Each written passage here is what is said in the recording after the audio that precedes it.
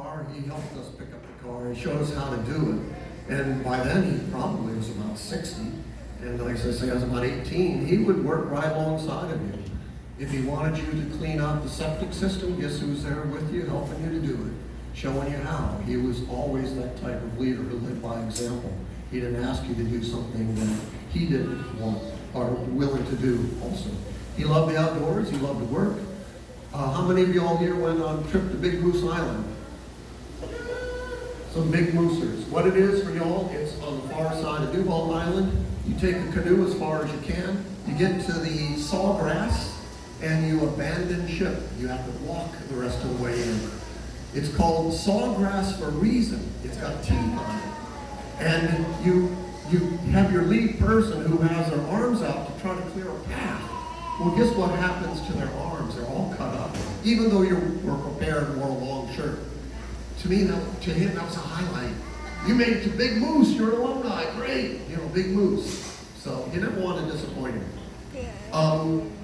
The story that I told Dorothy, not to say because I was going to tell it, you work hard. And all the staff would tell you that. Anybody who's ever been here, a lot of blood, sweat, and tears that go into being a counselor or a staff member here. But you do it because you love it. You don't do it for the money because you could get paid more working at probably McDonald's. Their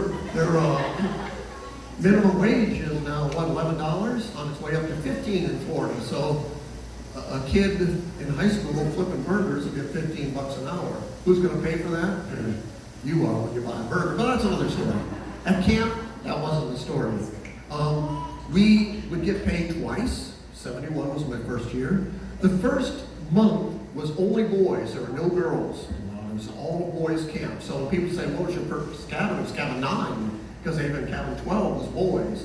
They call it boys woodcraft. They went for 1 month. And they would get postcards from the parents on a trip in Europe. Hi, hope you're having fun, And some of the campers would rather have come here than go to Europe, so that's a great thing. So anyway, at the end of that first month, I got my first paycheck. $100, okay? For 5 weeks. That's pretty good. But then the girl counselors came in because we were going into the co-ed sessions, which were the catechetical sessions.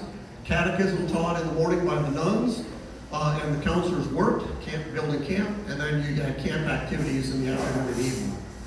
At the final banquet is when the new counselors would get their paycheck for the second month. So, okay, final banquet, I got paid $100 for 5 weeks of work. I did another 5 weeks of work. I'm going to get another $100. At the banquet, Monsignor Cummings would call all the new counselors up and stand in front of him.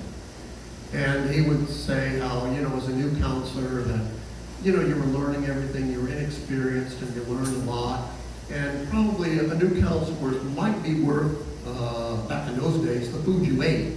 Today, the food you ate is higher, but you might be worth the food you ate. So he would call you up by your check. And while you were standing there, he took the checks and ripped them in half and said, thank you for your donation. We went back to our seats. And welcome to GCC. Later on, he did pass us a check. And it wasn't $100 I was expecting, it was $50. Because the same ratio, you had twice the staff, but the girl counselors came in, so you got half as much money. So $150 for 10 weeks, that's $15 a week. I don't think inflation's gone up that much. I think there's a site where you can do that to say what it would be in today's dollars. But $15 a week is what we got. But we loved it. We didn't do it for the pay. Current staff, you don't do it for the pay. You do it because you love it. Unfortunately, reality sometimes sets in, and then you got to take a real job in the outside world, unfortunately. So Monsignor Cummings had the vision and the wisdom and the foresight to plan, to purchase and build this camp. It started with just 8 cabins. There was no chapel. The mess hall served as the chapel, the mess hall, and Father's cabin. There was a curtain that came across where he would sleep at night. So therefore, the counselors could not bring the kitchen at night because you laid Father up. No. You didn't ever wanted to do that. No. You'd see those eyebrows and the glasses come off. Ooh, you're in trouble. But anyhow, those were the days with that. How he got started bit by bit and slowly, gradually built up camp to what we have today. So the great wisdom and the foresight that he had, he was a pioneer in planning and vision. He always talked about the giants. The giants. Who were the giants? They were the staff before you got there. It didn't matter what year you were there. It wasn't the current staff. It was always years back when the giants who built the buildings. I remember the first time I stepped foot on camp with my youth group was between Christmas and New Year's. We stopped by to pick up the key to Tomahawk because we were going to Tomahawk. Father Cummings and Slim, whose picture is over there, right here, the right one next to the dish window, they were building the haunted house. Those were the pioneer days because you didn't need a permit to build. You had no inspectors.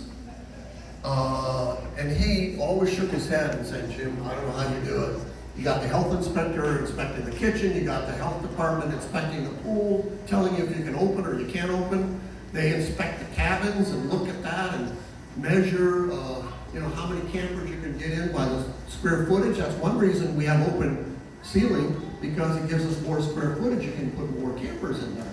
If you have a lower ceiling, you have less square footage, less campers. So all these things that you never wanted to know about, it's part of training. Stephen, you're going to learn about all those things. The latest was the swimming pool has its own well. Okay, its own well. We had one at the hill way back in the old days, but the health department found out about it. We had to close it down because they took a shower and brushed their teeth with this well water that didn't go through inspection. So we had to look it up. Same thing with the pool just 2 years ago. The health department says, oh, this pool well needs to be licensed and tested. You have to take quarterly water tests to the health department to see that it passes. I said, quarterly tests for a swimming pool that's closed 10 months of the year?